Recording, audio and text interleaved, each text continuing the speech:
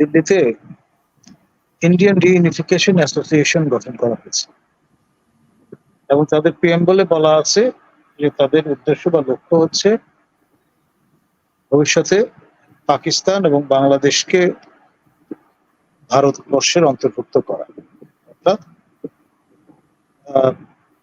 যেই সীমান্ত ব্রিটিশ রাজের ছিল তার অন্তর্ভুক্ত করা। Cooch Behar princely state, Muslim majority state হওয়া সত্ত্বেও ৫৩ পর্যন্ত স্বাধীনতা বজায় রাখা সত্ত্বেও তাদের কিন্তু ভারতেই যোগদান করতে হয়েছে। তো এই যে এক্সাম্পল, সেটা হচ্ছে টু নেশন থিওরি বিরুদ্ধে বা টু নেশন থিওরি যেটি মোহাম্মদ আলী জিন্না হাজির করেছিলেন তার বিপরীত। দেখুন, আমাদের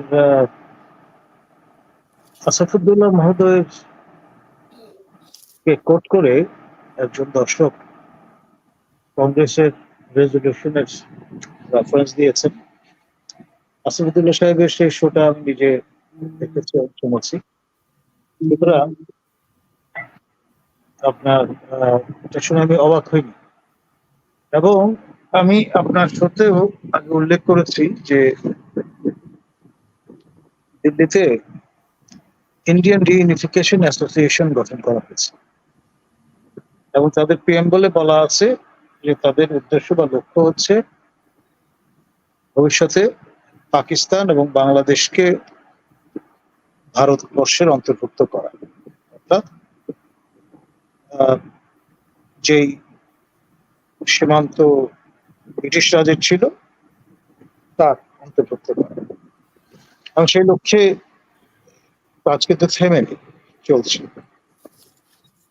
এবং বিভিন্ন ধরনের ইস্যু আজকাল ফোরফ্রন্টে চলে আসছে।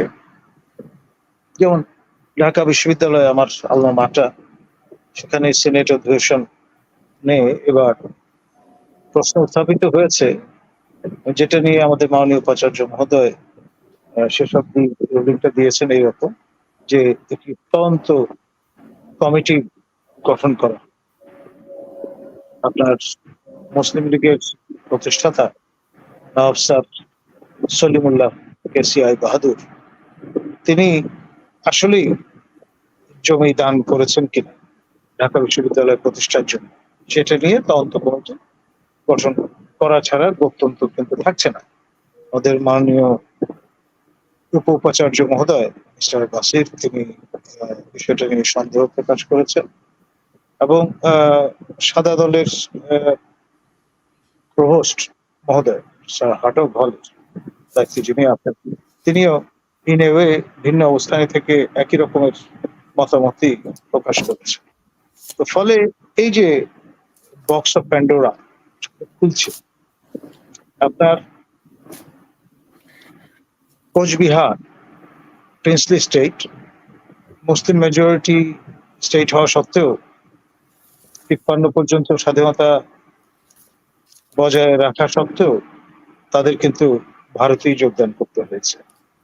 তো এই যে এক্সাম্পল, সেটা হচ্ছে টু নেশন থিওরি বিরুদ্ধে বা টু নেশন থিওরি যেটি মোহাম্মদ আলী জিন্না হাজির করেছিলেন তার বিপরীত।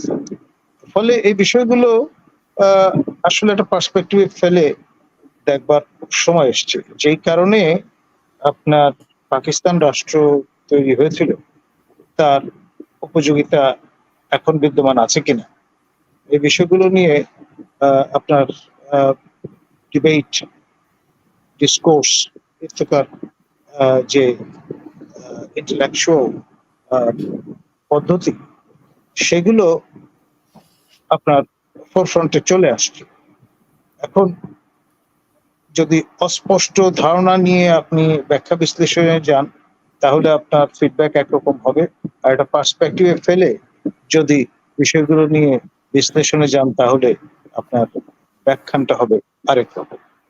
এখন ধরুন আমি একটা পার্সপেক্টিভে ফেলে বিষয়গুলো নিয়ে আলোচনা করবার চেষ্টা করি, আমার পার্টিজান কোনো অ্যাক্স নেই টু গ্রাইন্ড, সেই জন্যেই অনেকে তাদের মতো করে আমার যে ব্যাখ্যা বা বিশ্লেষণ সেটি শুনতে চান, এরকম একটি প্রত্যাশা আছে, এবং সেটি যখন পরিপূরণ না হয় তখন মন খারাপ করে। না, আসলে আর সহজ যখন ভাষায় দেখছেন, শুনতে চাই আরকি। আমাদের তো সাধারণ বিষয়টা মানুষ, হচ্ছে আমরা তো সাধারণ মানুষ। সহজ ভাষায়। Basically I am an academic.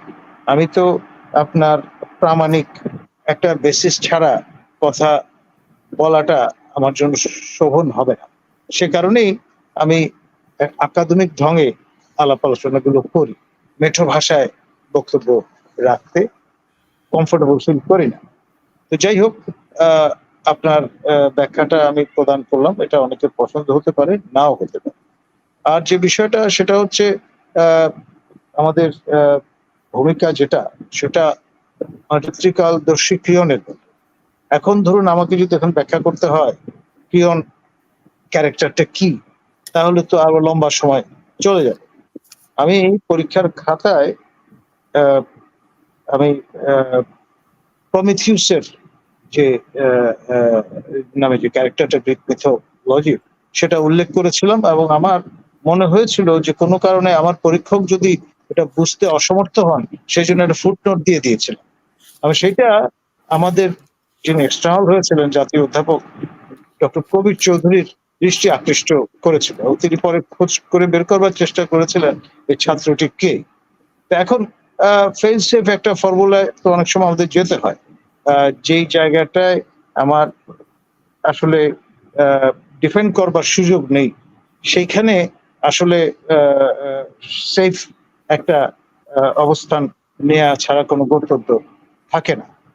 আমি অবাক হব না কিছুদিন পরে আমাদের জাতীয় মসজিদ বায়তুল মোকাররম নিয়ে যদি প্রশ্ন ওঠে যে এটি শত্রুর সম্পত্তি কিনা। মানে এই ধরনের থর্নি ইস্যুগুলো কিন্তু ফোরফ্রন্টের সামনে আসবে। তখন যেহেতু এই প্রশ্নটা আমি উত্থাপন করলাম, এই জন্য মার কাট করে এসে যদি আমাকে টিট করবার চেষ্টা করেন, সেটা তো অভিপ্রেত কাজ বলে আমি মনে করব না। ধন্যবাদ।